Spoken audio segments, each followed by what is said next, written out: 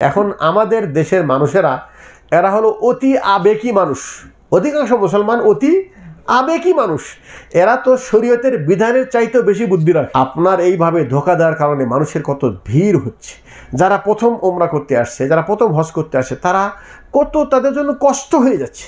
এরকম যদি না হতো তারা সবাই স্বাভাবিকভাবে তারা সুন্দরভাবে ওমরা এবং হজের কাজগুলো সম্পাদন করতে পারে। আপনাদের এই অনিয়মের কারণে সবার জন্য কষ্ট হচ্ছে। আপনি একটা মোস্তাহাব কাজ করতে যে মানুষকে কষ্ট দিচ্ছেন, সওয়াব 3টা পেলে গুনাহ পাবেন আরো 10টা। আত্মাহারিক টিভি, ওহির আলোয় উদ্ভাসিত জীবনের জন্য।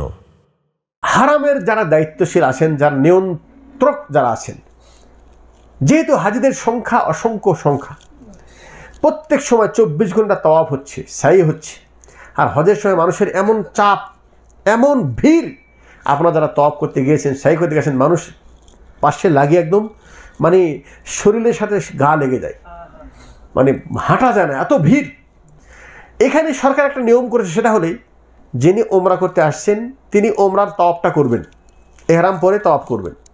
হজ করতে আসছেন, হজের প্রথম তাওয়াফ এহরাম পরে তাওয়াফ করবেন। হালাল হয়ে গেছে তখন স্বাভাবিক কাপড় পরবেন। কথা বোঝার নেই? যিনি এহরাম পরা আছেন, যেহেতু উনি প্রথম ওমরা করতেছেন, সরকার বা পুলিশ তাকে বলে তুমি নিচে যা তাওয়াফ করো। এখন আমাদের দেশের মানুষেরা এরা হলো অতি আবেগী মানুষ। অধিকাংশ মুসলমান অতি আবেগী মানুষ। এরা তো শরীয়তের বিধানের চাইতেও বেশি বুদ্ধি রাখে। এরা কি করে, যেহেতু এহরাম ছাড়া তাওয়াফ করতে দেয় না, সেহেতু এরা প্রত্যেক দিন রুম থেকে কাপড় খুলে এহরাম পরে ওই নিচে এসে তাওয়াফ করে।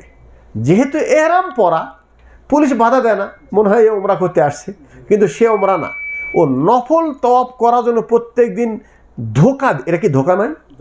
আপনি যে এহরামটা পরেছেন, এই এহরামটা কি ওমরার এহরাম? এটা কি হজের এহরাম? ওমরার এহরামও না, হজের এহরাম না। এটা কিসের এহরাম? সরকারি একটা আইন, হারামের একটা আইনটাকে লঙ্ঘন করার জন্য আপনি একটা সাপোর্ট হিসাবে এই এহরামের কাপড়টা পরছেন। এখন ফতুয়া আপনার কাছে জিজ্ঞাসা করছি, এই কর্মের মধ্যে কি সত্যতা আছে নাকি ধোঁকা আছে? আরে আপনি একটা নফল এবাদত করতে চাচ্ছেন, যেই এবাদতটা ধোঁকা দিয়ে করতে চাচ্ছেন, তাহলে এই এবাদতটা বিশেষ করে আপনি কবুল করার আশা করতে পারেন না। আপনার এইভাবে ধোঁকা দেওয়ার কারণে মানুষের কত ভিড় হচ্ছে। যারা প্রথম ওমরা করতে আসছে, যারা প্রথম হজ করতে আসছে, তারা কত তাদের জন্য কষ্ট হয়ে যাচ্ছে। এরকম যদি না হতো তারা সবাই স্বাভাবিকভাবে তারা সুন্দরভাবে ওমরা এবং হজের কাজগুলো সম্পাদন করতে পারে।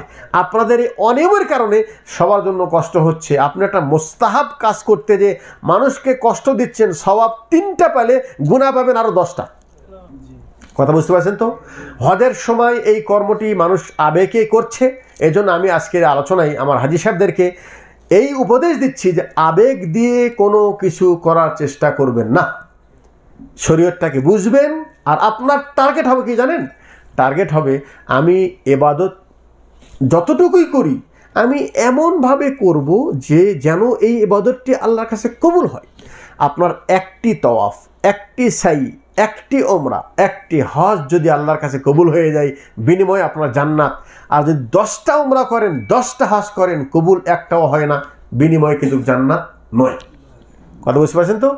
নামাজ পড়ি, রোজা রাখি, হজ করি, যেটাই করি না কেন, আমার টার্গেট হবে আল্লাহর কাছে যেন কবুল হয়। আর আল্লাহর কাছে কবুল হওয়ার জন্য সেই ইবাদতটি আল্লাহর সন্তুষ্টির জন্য করতে হবে, রসুলের তরিকায় করতে হবে, তবেই সেটা আল্লাহর কাছে কবুল হবে। আল্লাহ রাব্বুল আলামিন আমাদের সবাইকে দিন পরিপূর্ণ বোঝার তৌফিক দান করুন। যেইভাবে দিনের প্রতি আমল করলে আল্লাহ আমাদের প্রতি সন্তুষ্ট হয়, রাজি হয়, আল্লাহ পাক যেন সেইভাবে আমল করার তৌফিক দান করুন।